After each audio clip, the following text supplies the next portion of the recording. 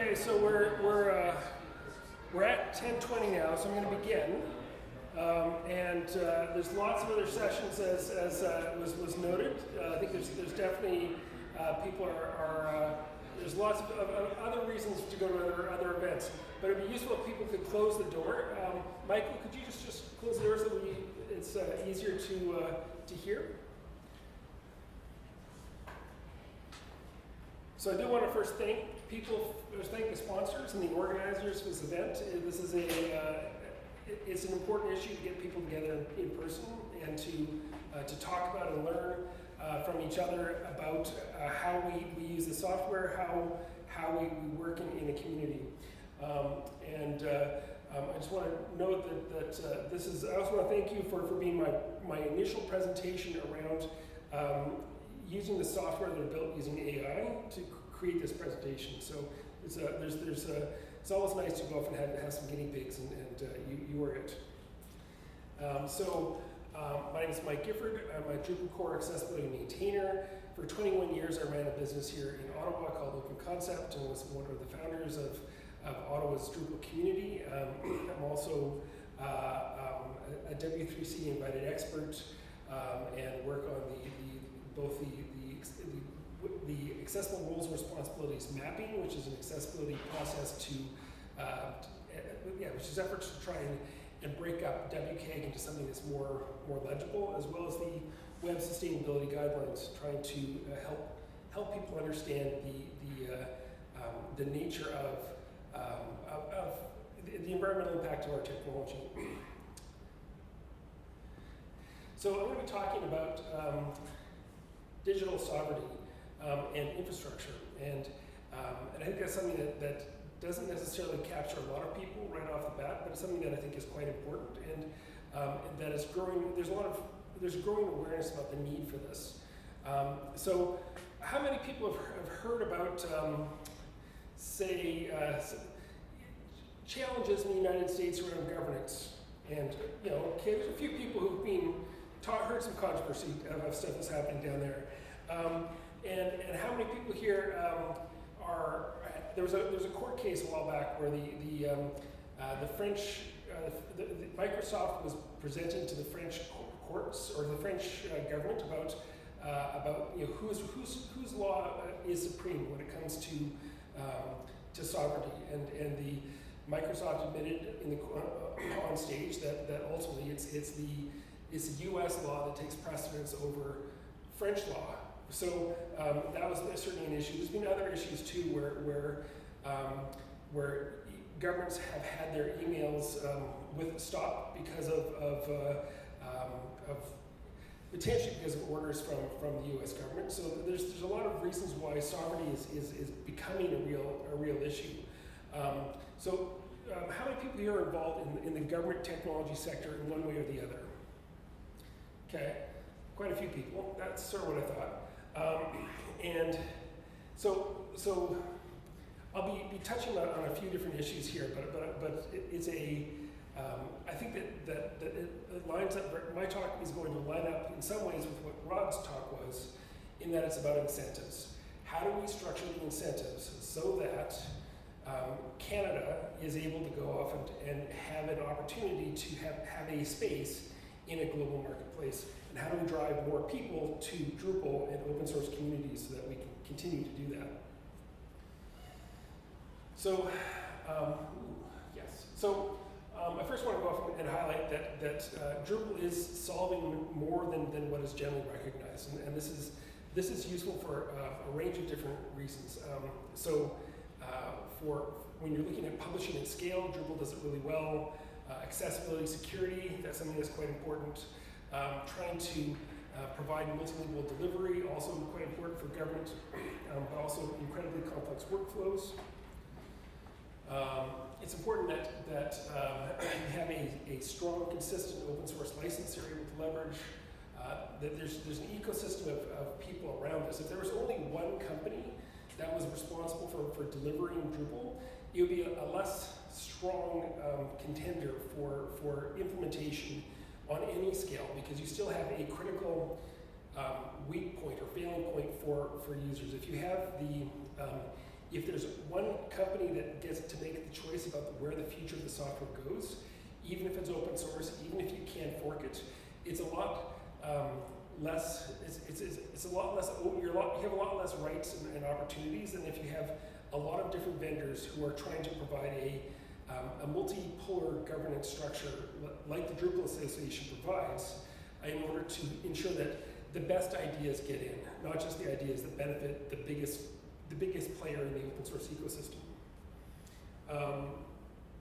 You also want to have something that is globally maintained and not something that is specifically built in Canada, because technology is global. There's very few technologies that are built in a country, unless you're a country like China or the United States, that has a big enough economy to sustain it. You generally need to have scale, and Canada just doesn't have that scale. But it is also useful to go off and see that this is technology that can be built and maintained locally. So that there are local developers here who've contributed all kinds of great stuff. So it was lovely to go off and have that introduction from Matt from CodeFronts. And I think it's again, we've seen what the kind of contribution that people have given upstream to the Drupal community and shared with the rest of the world. Drupal is also, in times of turbulence, a very stable, it's a stable interface. So when you're looking at incorporating AI, if you're able to go off and have an element of it, a pillar of your AI strategy that is tied to something you already know and has already been incorporated in your department, you're going to have a much easier way to go off and to implement it, because you're not going to have to relearn everything. There's a strong community that you can build on. There's documentation, and there's things that we don't even necessarily think about when we're looking at AI and ways with which AI, which is again another giant disruption in our time, how do we incorporate that in our infrastructure? And Drupal's been really thinking ahead and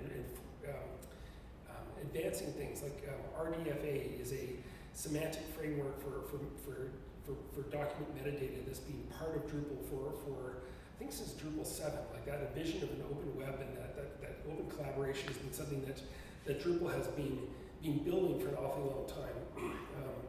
And again, when you're looking at building on Rod's talk from earlier, if you have that ability to learn from each other and be able to have that documentation, AI can ingest that, and you can more quickly get to the right answer. Drupal also has an API first infrastructure, which is very well suited for AI.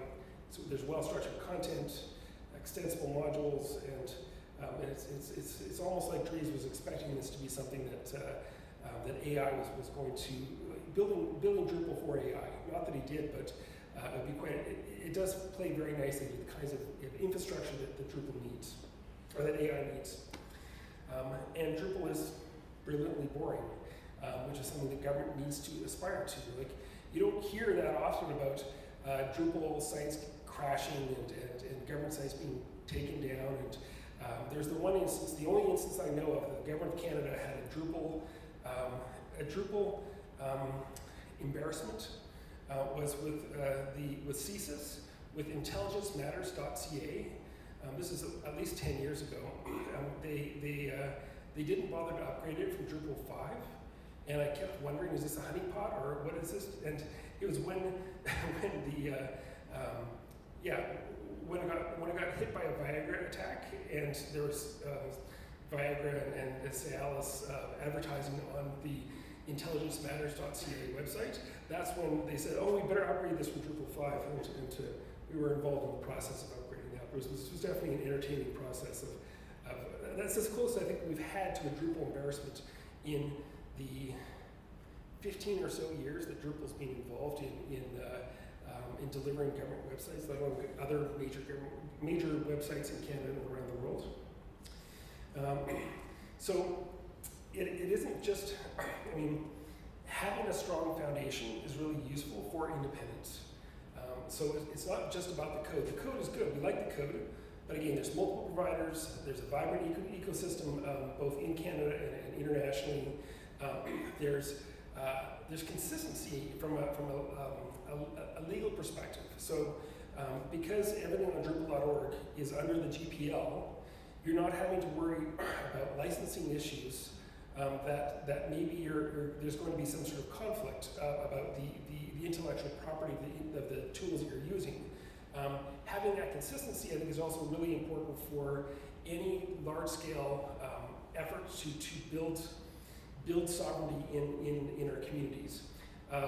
There's also lots of hosting options. You can host it on your own. You can put it on one of the big cloud providers. There's lots of places to do that. There's also the opportunity to have like a continuity of workflow. Like, yeah, Drupal 4.5, which is when I started, is a lot different than Drupal 11 or what I'm working with Core right now. But there's lots of ways that it's also ultimately the same. Like, it looks a bit different, but it is, a lot of the ideas there's continuity between those ideas. Having that history, so you know that it's been around for a long time. It's not like Drupal is not a fad. It's been around long enough that people can look at it and invest in it. There's also, as much as there are contractors out there who you can work with, it's useful to be able to have the flexibility to be able to hire internally as well.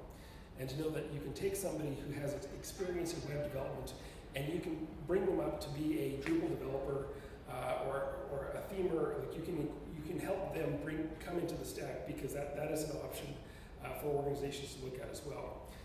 And this is also helping to go off and reduce the overall cost of ownership of the technology. So when you're looking at Drupal and AI, again, Rod touched on a bit of this beforehand. Summarization, translation, content generation, search, new accessibility improvements. Just like AI provides the opportunity to rapidly speed up deployment, which is another good thing. It also, when tying with you can use Drupal for like a Swiss Army knife for many different things. Back in the day when buy and sell was a Drupal site, it was basically it was using the APIs to be able to pull in data sources from various other places within government and present it largely as a presentation layer. But this is something that you can do to incorporate it and bring in external pieces of data and be able to have that be expressed as an ongoing. You can have that be easily available for your database or your processing, because you can use different data sources quite easily. We also have the choice of many different models, and there's the hope of building sort of an agentic CMS, and there's a large community of people looking to do that. I don't know how accurate the speech to text is here.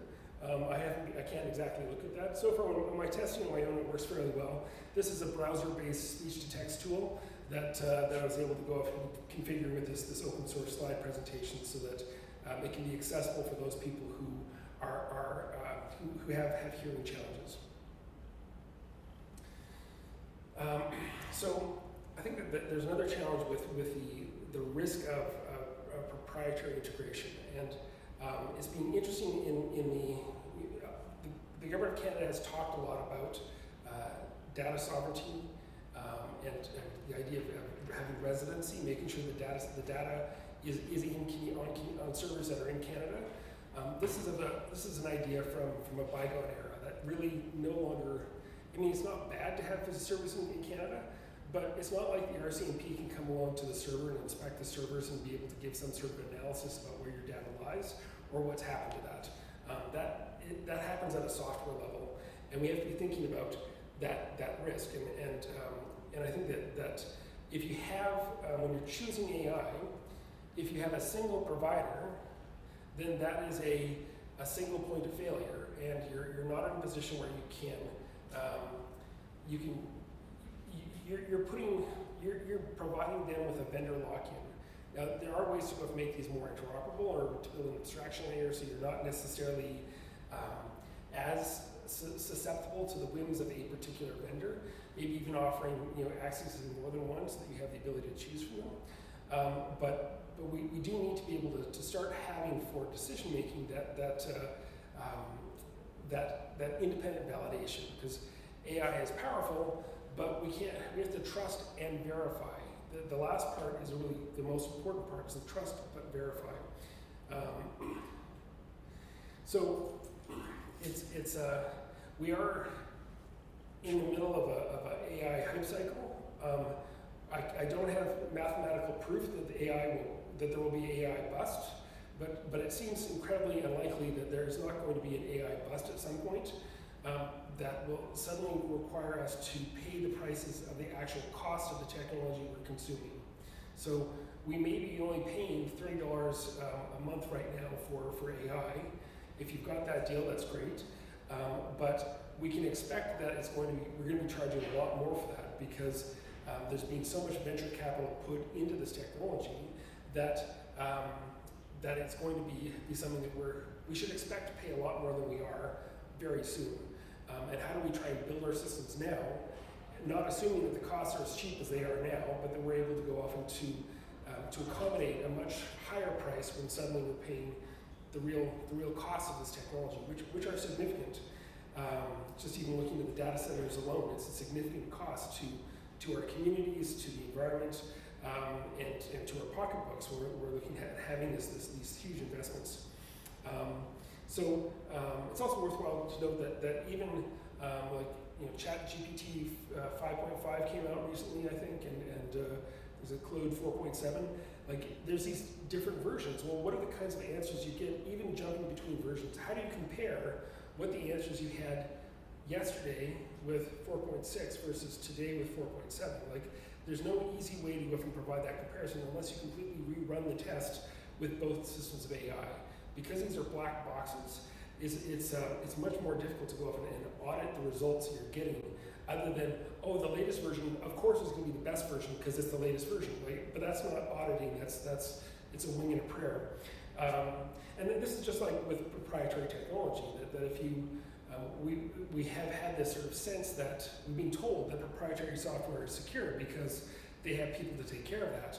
But that's again a wing and a prayer kind of approach.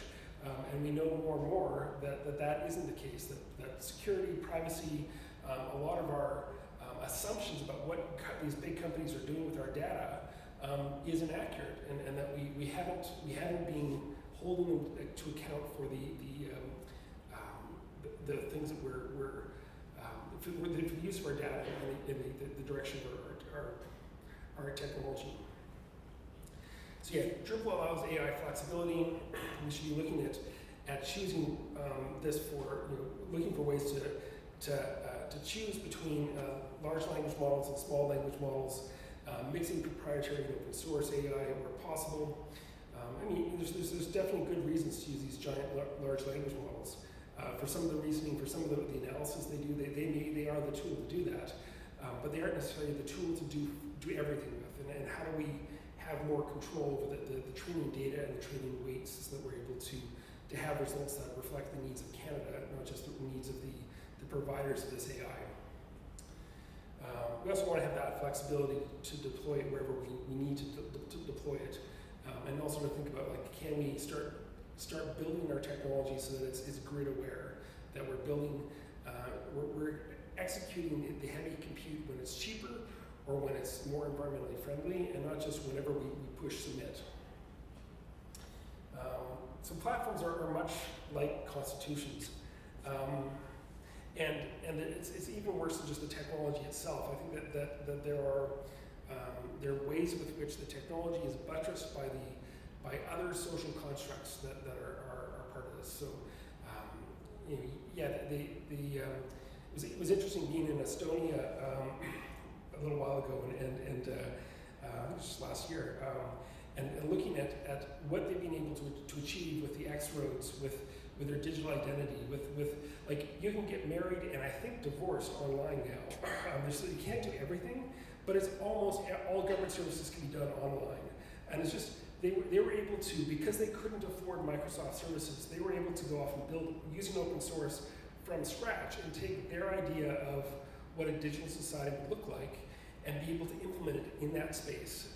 Whereas in most Western countries that can afford to buy Microsoft, a lot of the implementations sort of look like the same kind of implementations. There is a a sameness to it, because Deloitte, KPMG, and others have been reselling the same ideas from one government to the next. So, and once these organizations become embedded, then it's very difficult to go off and to start thinking outside of that box. And there's a huge limitation about what we can do. Can we share the work? Like that basic element of this is what we've done, what we've built with Adobe AEM. Like the government of Canada spent over $1 million trying to improve accessibility in Adobe AEM.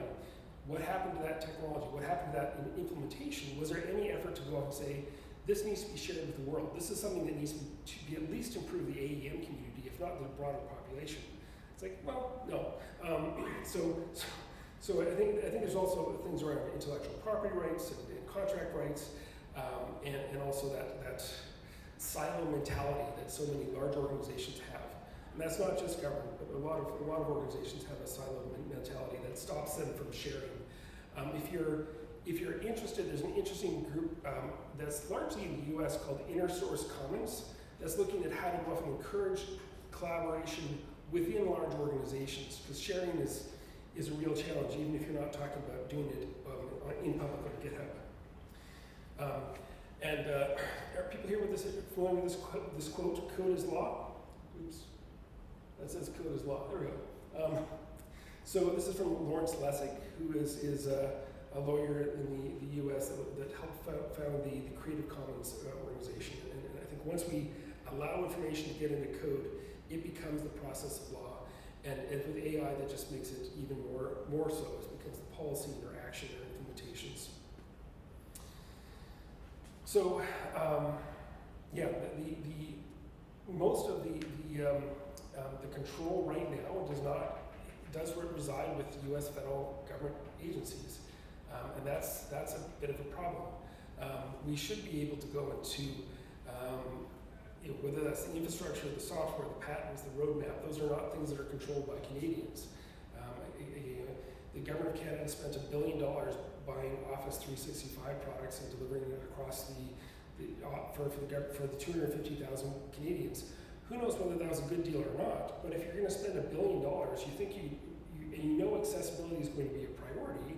You should be able to go off and say, we want to have an accessibility checker in Microsoft Office that is the same quality as your grammar checker and your spell checker. We want it to be a first-class member of the what we can access for Microsoft Office, and not an add-on feature you have to dig for in order to go to check for accessibility. Now that may have been changed. It's been quite a while since I've used Microsoft Office products, but it's again, we should be in the driver's seat where we can. We're not a large country, but we're a member of the G7. We're a significant middle power, and we should be playing that role. So the governance of software almost entirely is residing outside of Canada. So we don't really have sovereignty over our digital lives. And that is definitely the case for the government of Canada, but it's also the case for most of our big corporations, because so many people look at what the government has done and then follows that example. We're not looking at what's happening in Europe and what's happening in other places where it's like, maybe we shouldn't trust these big American companies for all of our big IT situations. And I think that it is. We have enough evidence now, after 3 or 4 decades of digital, that we can say that whoever controls digital is going to have a great deal of control over the future, and AI is going to accelerate all of that. So I talked a bit about digital sovereignty to this talk, again, I think it's our focus has been on data sovereignty, on owning AI ownership, and I think that the ownership piece is also something that is frustrating. I think Canada is interested in investing in AI startups, and that's great. But if they're investing in proprietary AI tools, what we know in the past is that most successful businesses in Canada, if their value it comes from intellectual property, then at some point a bigger player, mostly American, will come in and buy them out. Now that hasn't happened with Shopify, and I'm not claiming that open concept, my business was bought out because of intellectual property, because it was all open source. But there is a challenge of assuming that if you invest in small businesses, that knowledge and that information and that intellectual property will stay in Canada. So much of the time it will not, because it will be bought out by an American or European company, and then the intellectual property and the value of that Canada invested in will go with that purchase, and often at a devalued price. I don't think that the government of Canada is getting good value for their money on investments in proprietary projects, and AI is a huge one in this case, because again, we're not necessarily big enough to build our own AI platforms, but we should be big enough to go off and to work with some of the biggest players in the world who are working on open source platforms, that are collaborating together, that are finding ways to go off and to better support indigenous languages, to better support the cultural issues, to provide contextual information that is relevant to Canadians, but we're right now focusing on things that do not allow us to go off and to control our future in many ways, because it's we don't have control over the software. I wanted to talk a little bit about small language models, because I think that is in many ways the future. All of the big tech pros are pushing the large language models and having one tool that can solve them all. But I don't think that's going to necessarily. I think we're going to more and more need an orchestration of small, specifically designed tools to go and help us implement AI. Things that are domain specific, that are auditable. The ability to go off and to have that cross-training between models to learn from each other, to be able to find what actually works to help us evaluate them in a way that gives our organizations control over their future. That allows us to have a local development. Like, it doesn't need to be locally hosted, but it should be able to be locally hosted. And you're not going to easily find a locally hosted implementation of most of the big cloud providers.